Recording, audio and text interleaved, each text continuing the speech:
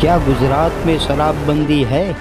क्या गुजरात पुलिस शराबबंदी का पालन करवाती है या फिर सारे कायदे सिर्फ किताबों में ही हैं? गांधीधाम में सब्जी की तरह शराब बिकने के आरोप लगे, पुलिस मौन क्यों? हफ्ताखोरी के आरोप भी पुलिस प्रशासन पर लगे, क्या सीनियर अफसर जांच करेंगे? शायद नए लट्ठा कांड का इंतजार करता हुआ प्रशासन। सांप निकलने के बाद लकीरें पीटने के हैं आरोप। शराब माफियाओं के साथ सांठगांठ के भी आरोप लगे। गांधी के गुजरात में सरेआम बिकती शराब क्या बंद होगी? गृह मंत्री हर्ष संघवी मौन क्यों? क्या गरीबों की जान की कीमत कुछ भी नहीं? क्या अवैध शराब की बिक्री बंद होगी? नमस्कार, मैं दतेश भावसार, आवाज़ जनता की में से। गुजरात में अगर दारूबंदी की बात करें तो कहीं पर भी दारूबंदी दिखती नहीं है। गांधीधाम में अगर देखें तो कई जगह जो देसी दारू होता है, विदेशी दारू कई जगह जो खुलेआम सब्जी मंडियों में बिक रहा है, ऐसे बिक रहे हैं। उसके सामने जो आवाज़ उठाने वाले लोग हैं उनके क्या हालात होते हैं जानते हैं लखन भाई से। लखन भाई, क्या पूरा मुद्दा है, ज़रा हमारे दर्शकों को बताइए। पिछले सोमवार को हम लोग ज्ञापन देने के लिए आए थे यहाँ पर एसपी ऑफिस के आगे।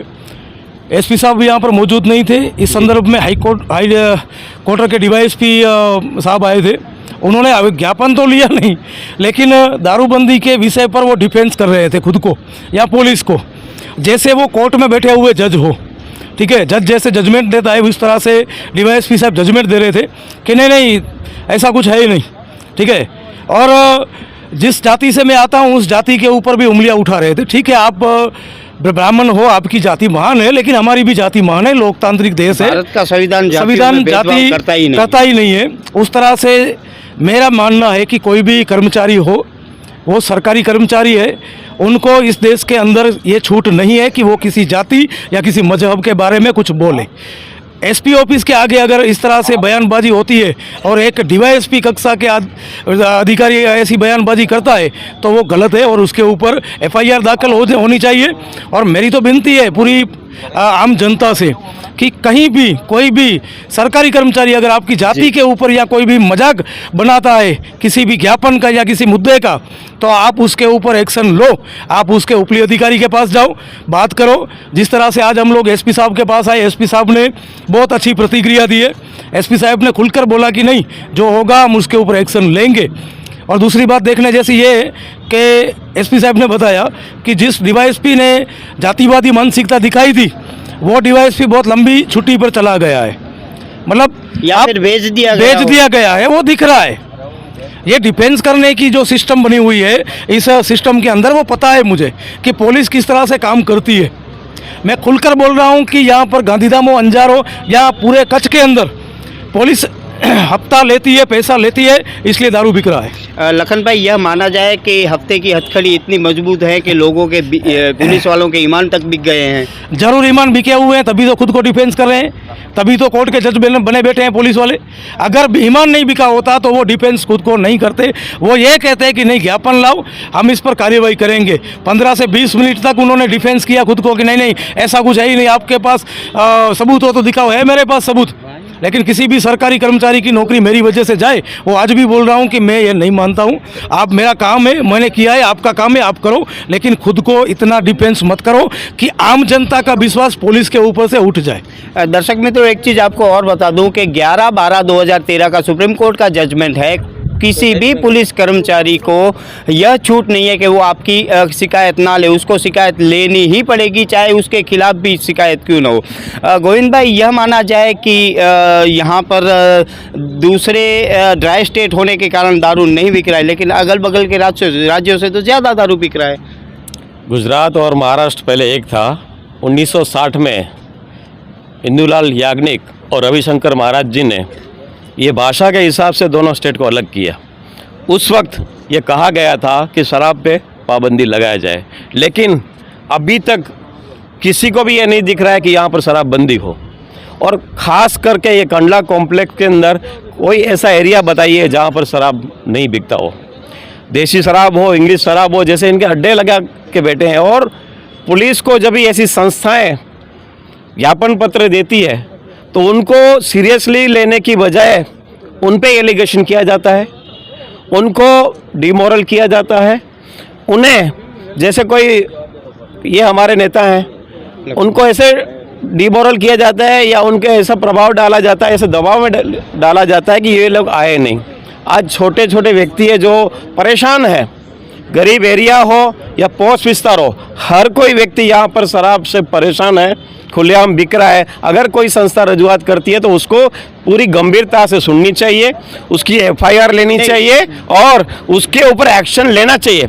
ये जो भी शराब बिक रहा है हर जगह और जो क्राइम बढ़ रहा है उसको अगर हम देखने जाएं तो क्राइम के पीछे यही एक वजह होती है शराब की। अगर वो शराब बंद किया जाए तो आधे जो क्राइम है वो खत्म हो जाएंगे। गोविंद भाई एक चीज़ और बता दूं, पिछले साल ही हमारे गुजरात में लट्ठा कांड हुआ था, 100 से ज़्यादा लोग मर गए, लेकिन गृह मंत्री उसको लट्ठा कांड मानने से ही इनकार कर रहे हैं, बोले वो किसी केमिकल पी के मर गए। अगर गृह मंत्री ही नहीं मान रहे हैं तो पुलिस वाले क्यों मानेंगे शराब बिक रही है?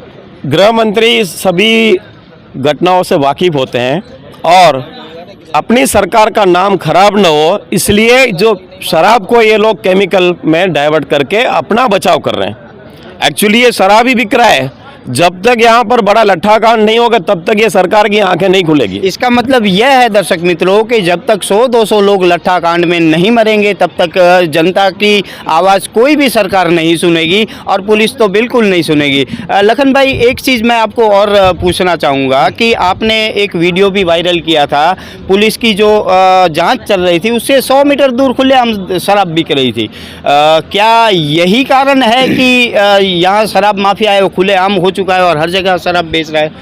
शराब माफिया जो है वो इतने मजबूत हो गए हैं कि मान लीजिए कि मैं तो 15-20 हज़ार 25 हज़ार महीना हफ्ता बोल रहा हूँ, हो सकता है लाखों रुपए का हफ्ता पुलिस को जाता हो। इसलिए पुलिस प्रजा का रक्षण करने की जगह उन बुटलेगरों का रक्षण कर रही है। इसलिए वो जो बुटलेगर है, अगर सामान्य कोई व्यक्ति जाके वहाँ पर बोलेगा कि दारू बंद कर दे तो वो उसके ऊपर तलवार लेके भी आ सकते हैं, डंडा लेके भी आ सकते हैं, उसको मारपीट की कर सकते हैं, हुआ भी है। मतलब बुटलेगरों का और पुलिस का पूरा नेक्सस है, जो कि कंप्लेन करेगा उसको खत्म कर दो। अच्छा सही है, पुलिस का डर ही नहीं है। पुलिस का डर ही, वो बोलते हैं पुलिस तो हमारी जेब में, हर महीने इनको अच्छी अच्छी मिठाई दी जाती है, अच्छे अच्छे कवर दिए जाते हैं, तो क्यों एक्शन लेगी पुलिस? खुलेआम बोल रहे हैं। अगर कई बार ऐसा भी हमने देखा है कि पुलिस की गाड़ियाँ उनके अधिकारी अड्डे पर खड़े हैं और कुछ व्यवहार कर रहे हैं, ऐसे वीडियो भी वायरल हुए हैं, फिर भी पुलिस की आंखें क्यों नहीं खुल रही है?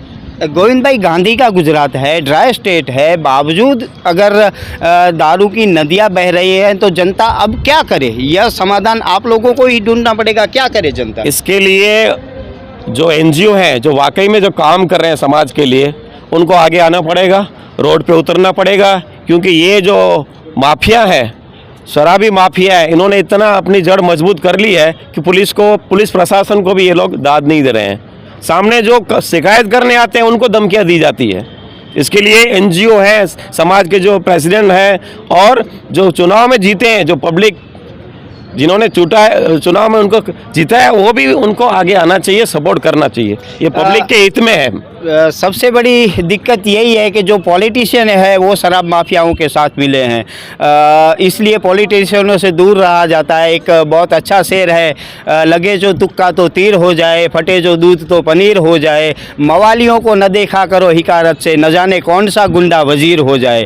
नमस्कार, मैं दतेश भावसार, जनता की आवाज़ से। अगर आपको हमारी स्टोरी तो अच्छी लगे तो लाइक करें, अच्छी ना लगे तो डिसलाइक करें, लेकिन सब्सक्राइब कीजिएगा ज़रूर। नमस्कार।